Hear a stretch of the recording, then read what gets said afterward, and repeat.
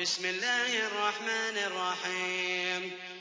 والضحى والليل إذا سجى ما ودعك ربك وما قلى وللآخرة خير لك من الأولى ولسوف يعطيك ربك فترضى ألم يجدك يتيما فآوى ووجدك ضالا فهدى ووجدك عائلا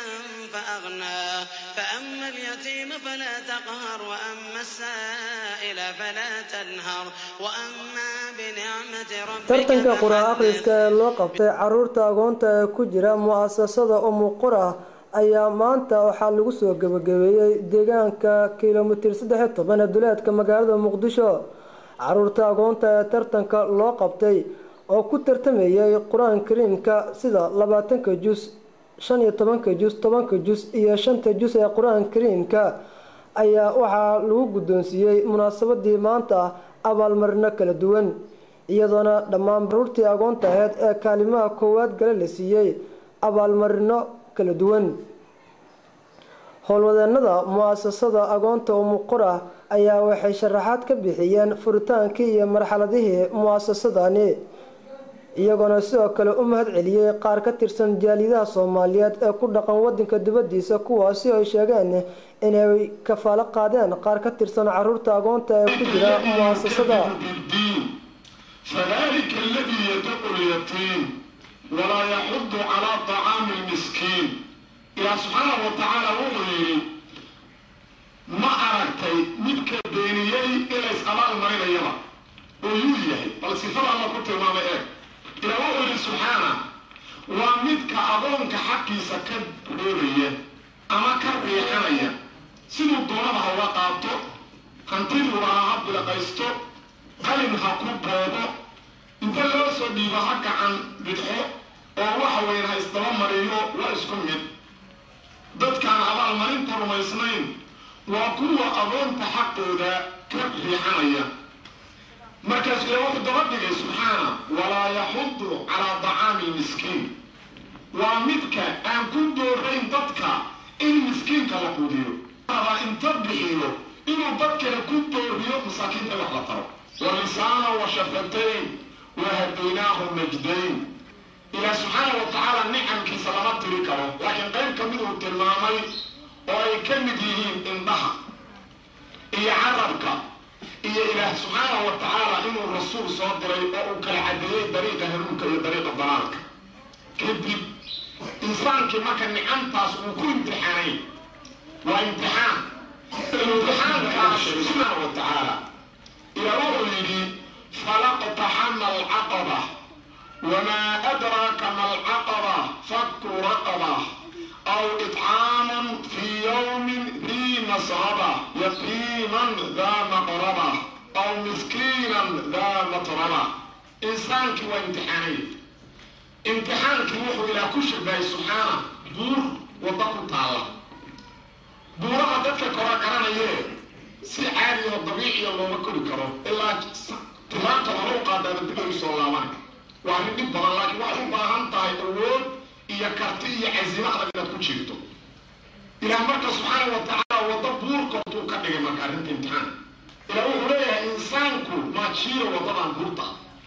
ma isku qaado xoog isku tuuro si uu uga gudbo maxay tahay marka caqabadaas caqabad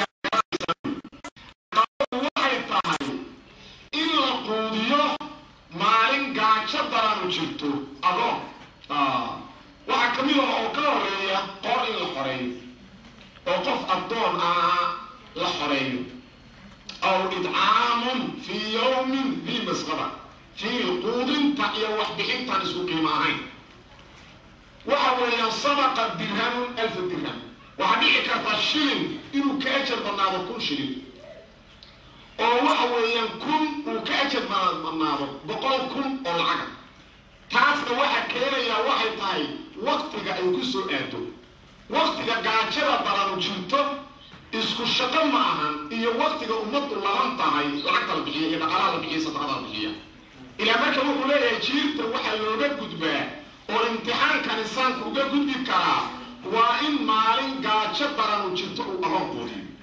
taas uga gudbi karaa nicaantii ilaasiyay adoonkan إيه امتحانك باسكا أظن كاسو قرابة صاحبة لكن ما قرأنا إن هذا الصومالي إنها قرابة وطن قرابة أعطاء إن أمريكا باسمية مخالط إيه بابا النبي محمد صلى الله عليه وسلم نبي كهب لي مصر إلى المسلمين تفردنا ستفتحون مصر وحد فردهم عن مصر أرض تسمى فيها قيراء مركز وحيري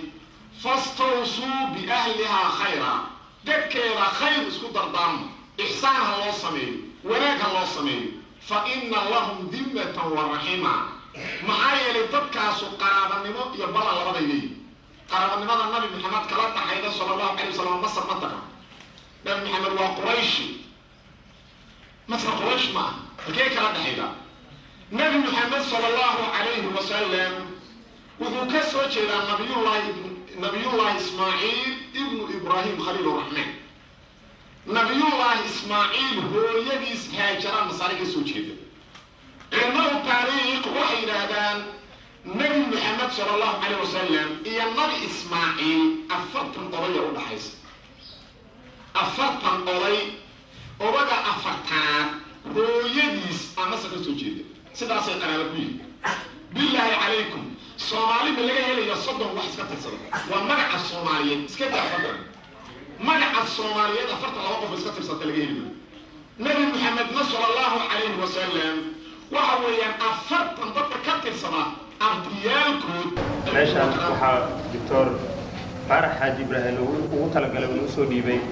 توبو ولو تلقى إنay ka bartaan barashada elektarooniga ama korontada waana kuwan goobtan aad u jeedaan waxa ay yihiin kuwii ay wax ka baranayeen nidaamkii wax ka baranayeen waxa ay tahay inta aysan daraasada qaadan ama farsamada aysan faraha la soo galin ka hor ayay casharka soo diyaarinayeen kadibna waxay ahaayeen kuwa ayagoo casharka garanaya la tusiyo wixii buug ugu qornaa waana markii ugu horeysay oo ruux Soomaaliyeed isku xilqaamo inuu ku soo dhiibo asaga oo joogo meel ka baxsan dalka Soomaaliya wuxuu u talagalay caruur yar oo aqoon ah inay wax ka bartaan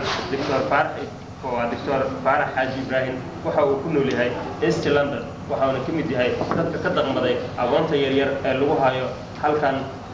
القرى أنا لو قلت لك عليه إن نشر دنا أول بلغة لسه ما أنا وكلية حفظ البرايا برشاد القرآن الكريم كا يقولي بدراسات كلا الإسلام كا اللغة ده وحال لقيت سيعرض تغيير جدا برشاد خيبات الدول الإلكترونية وحنا لقيا إن كبر أو قبل دونه دكتور فارح حاج إبراهيم أو إمك كسبان maamulaha mu'asasada aqoonta ee Muqura Suhayb Ahmed Aadan oo munaasabada ka hadlay ayaa wuxuu sharaxaad ka bixiyay baahida iminka xarunta aqoonta oo Muqura wuxuuna soo kala sheegay in baahida ugu daran ay tahay biyo la'aan haysata caruurta wuxuuna ka codsaday dhammaanba dadka walaalaha wax haysta inay wax ku taraan sidii loo hirgelin lahaa ceel biyood lafdhabar u ah caruurta aqoonta ee ku jira mu'asasada Muqura isagoona inta ay sii raaciyay in booska ceelka laga qodi lahaa oo iminka diyaar yahay hasaatee loo baahan yahay in ceelkaasi si degdeg ah loogu qodo caruurta aqoonta waxaan ka codsanaynaa inuu nagala qayb qaato ceelkan qodistiisa baahidiina maanta waa la kaga sheekeynayay baahida ugu weyn ee haysato mu'asasada Muqura waa biyo la'aan booskiina waa hal boos iyo bar oo lagu talagalay ceelka iyo arrimihiisa oo dhan in lagu habeeyo marka qof walba waxaan leenahay oo adduunka dul saaran oo daawanayo inuu ka qayb qaato ceelkan sidiisa waayo waa sadaqa jaariya waxaanu ka rajaynaynaa qof walba oo maanta fiirsada cajalka ama warkeena maqlo inuu tixgeliyo biidnillaahi albaari oo ceelkana arrimihiisa aan dhameeno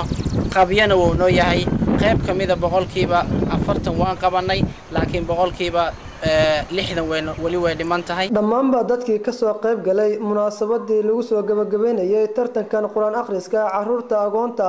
ayaa waxa ay muujinayeen sida loogu baahan yahay in la garab istaago caruurta aqoonta kuwaas oo waalidiintoodii ku waayay dagaalada aan dhamaadka lahayn ee ka jira dalka Soomaaliya